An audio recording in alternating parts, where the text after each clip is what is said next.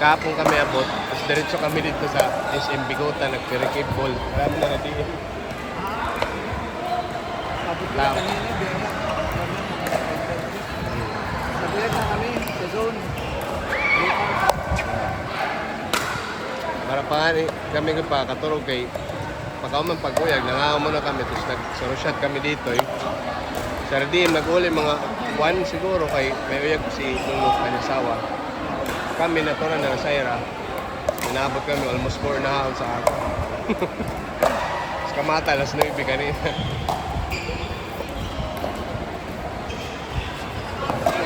Ngayon, dito man lang may naturo sa Dolarlo, Marikina.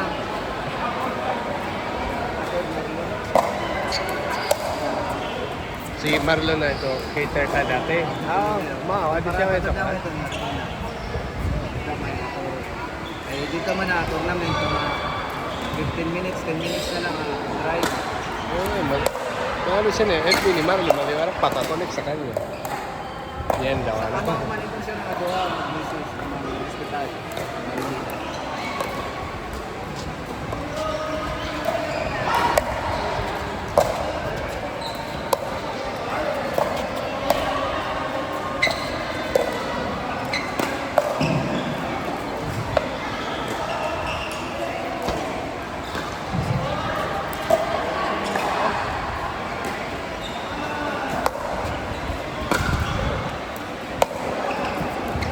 Hindi, nagayag si Marlo.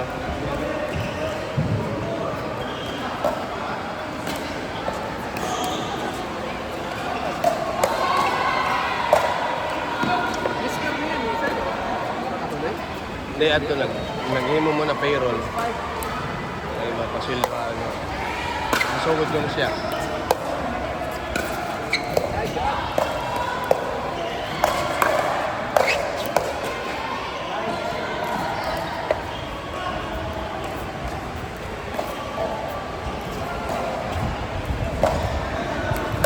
Si Ryan Latbera kami magkita pag nakaulit sa Katarman.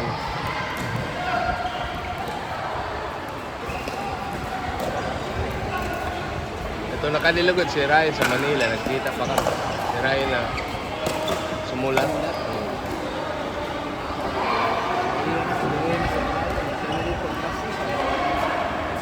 Oo, tama nga yan. Oo, nagkita kami pag ito, nagkita kami sa Manila sa Kanasyon. Malakas ang mga sila message. Kami ang istorya ito ng mga Tapos, nanunuha kayo. Ikaw man ang pagkaon sa pamilya. Dito, pagka kinagabihan, kinatsurahan sa balay, may dara na cake, tinga sa Berinas na. Tara, kaunong tatay ni sumsum. Nag-inom kami gahapon sa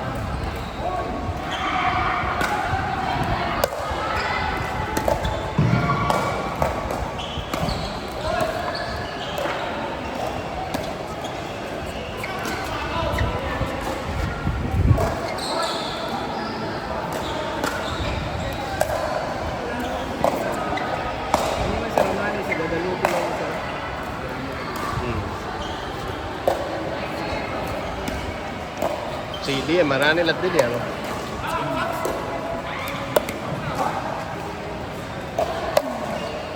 Parang nag-waray din. Oh, nasabot sira pero very good. Nakakabagaw kay ito pandemic nag St. Michael man sira. Nag-uli kami din sa pandemic. Pang kami dito 4 years.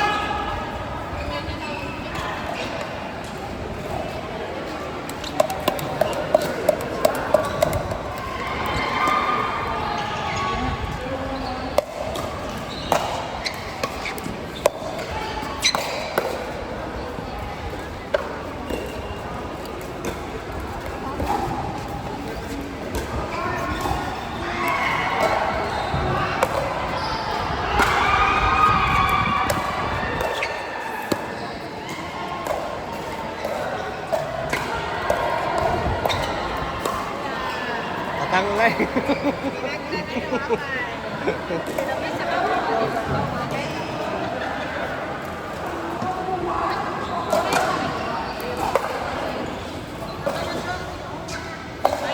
Kapta ko na lang, aralin naman.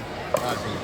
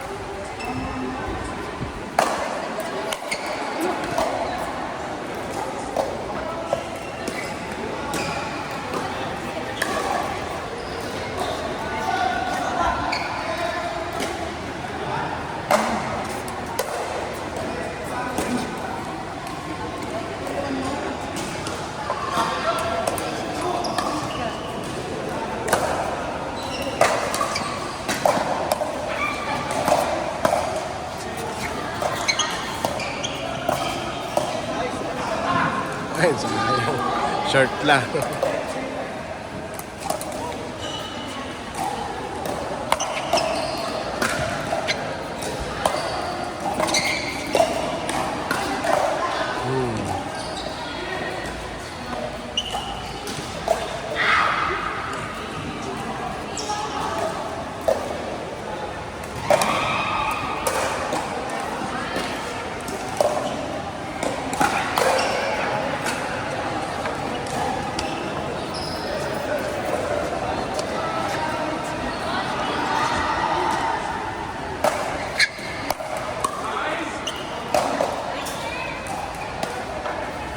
Parang ano dito na tuod na 4 months pala, sana nag-uyag.